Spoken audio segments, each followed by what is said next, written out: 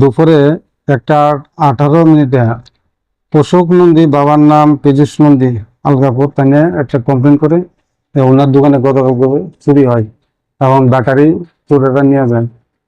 তো ওনার কমপ্লেন অনুযায়ী আমরা আজকে একটা চুরি মামলা রুজু করি। তো সেই অনুযায়ী এসআই অরূপ দাসকে আমরা আয়ু হিসাবে অ্যাসাইন করি। তো অরূপ দাস কেস এফআইআর কে তদন্ত নামে সে সিক্রেট সোর্স এঙ্গেজ করে। তো সে খবর পায় যে একটা ট্রাইবেল ছেলে তো রেল স্টেশনের এদিকে ব্যাটারি নিয়ে ঘোরাঘুরি করছে কাউকে মানে বিক্রি করার জন্য। তখন সোর্স ওকে খবর দেয়, তখন সঙ্গে সঙ্গে সে যায় ওইখানে গিয়ে।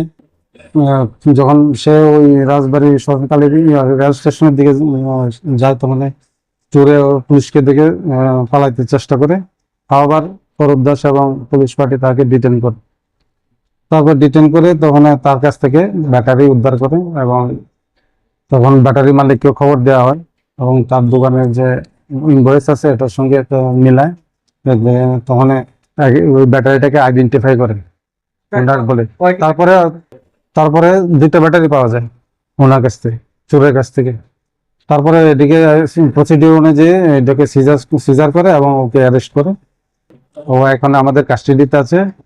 ওর নাম হচ্ছে যুক্তিরাম রিয়াং, বাবার নাম রামবাবু রিয়াং, বাড়ি খেদাছড়ায়। তো তাকে কালকে আমরা মাননীয় আদালতে পাঠানো হবে। কমপ্লেন পাই অশোক নন্দী নামে। অশোক নন্দী কমপ্লেন করে। বাবার নাম হলো পীযুষ নন্দী, আলগাপুর। তাহলে আমাদের দোকান আছে, তাহলে দোকান থেকে ব্যাটারি চুরি হয়। তো উনি যথারীতি আমাদের কাছে আসেন এবং একটা কমপ্লেন করেন। তো ওনার কমপ্লেন অনুযায়ী আমরা আজ একটা কেস নেই। কেসের নাম্বার হলো 40 আন্ডার সেকশন হলো 305+1 অবলিক 305 বিএনএসএ আমরা একটা মামলা নিই। মামলা নেওয়ার পরে এসআই অরূপ দাস সে সিক্রেট সোর্স এঙ্গেজ করে। তো সিক্রেট সোর্সের থেকে জানতে পারে একটা ট্রাইবেল ছেলে তো রেল স্টেশনের দিকে ব্যাটারি নিয়ে ঘুরছে। তখন সেই অনুযায়ী আয়ু প্রসিড করে এবং তাকে ডিটেন করে।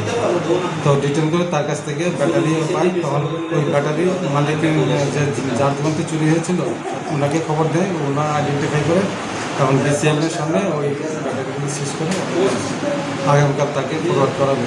আসামির নাম হলো যুক্তিরাম রিয়াং, 24 ইয়ার্স, বাবার নাম রামবাবু রিয়াং, বাড়ি হলো কামতাইপাড়া, PS 25।